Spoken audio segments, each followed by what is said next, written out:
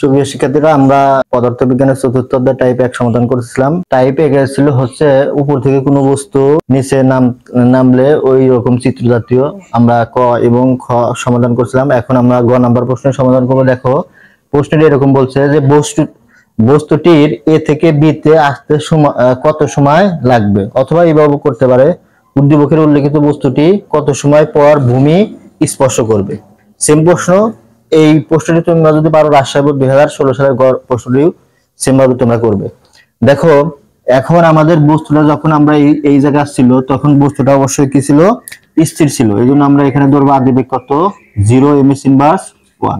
আর যখন বস্তুটা উপর থেকে নিচের দিকে পড়তেছে তখন আমাদের কি এখানে কাজ করতেছে, অভিকর্ষের ত্বরণ কাজ করতেছে। তাহলে জির মান এখানে কত আমাদের 9.8 ms ইনভার্স কি 2। তারপরে দেখো, এখানে আমাদের উচ্চতা দেওয়া আছে, এইচ এর মান দেওয়া আছে আমাদের কত 50 মিটার। তারপরে আর কি দেওয়া আছে আমাদের এখানে, দেখো বস্তুটি এ থেকে বি তে আসতে কত সময় লাগবে। তাহলে আমাদের এখানে সময় আছে টি ইকুয়াল টু হট। এখন আমরা দেখব এই চারটি জিনিস আমাদের কোন সূত্রে আছে। এই চারটি জিনিস দেখো আমাদের কোন সূত্রে আছে।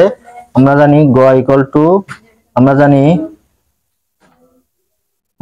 জানি যে H equal to U T plus half G T square. যখন কোনো বস্তু উপর থেকে নিচের দিকে পড়ে তখন আমরা কি লিখি, H equal to half G T square, U T plus half G T square. উপর থেকে নিচের দিকে বললে প্লাস এখানে, আর নিচ থেকে উপর দিকে নিক্ষেপ করলে এখানে মাইনাস হয়। তাহলে দেখো এখানে আমাদের এই মানগুলো যদি আমরা ইনপুট করি অথবা আমরা টিকে বামে এনে বসাই তাহলে আমাদের সুবিধা হয়। তাহলে আমরা এখানে লিখতে পারি, আমরা একটু পরেই বসাই, তাহলে এইচ কে ঠিক রাখি। আর আদিবেগ যেহেতু জিরো, যেহেতু এই যে ইওর মান হচ্ছে আমাদের জিরো, এটুকু আমাদের যদি মান বসে আমাদের এটুকু চলে যায়। তাহলে এখানে থাকে হাফ জি টি স্কোয়ার। দেখো, তো এই অংশটুকু আমাদের কি চলে যায়, কারণ এখানে জিরো থাকার কারণে জিরোর সাথে আমরা যে কোনো সংখ্যা যদি গুণ করি জিরো হয়, এই জন্য এই অংশটুকু আমরা বাদ দিচ্ছি। তারপরে এই দিকের অংশকে এইদিকে নেই, আর এই এইচটাকে ওইদিকে নেই, এটাকে বলে আমাদের একান্তরকরণ। দেখো, তাহলে আমরা লিখতে পারি half G T square equal to H.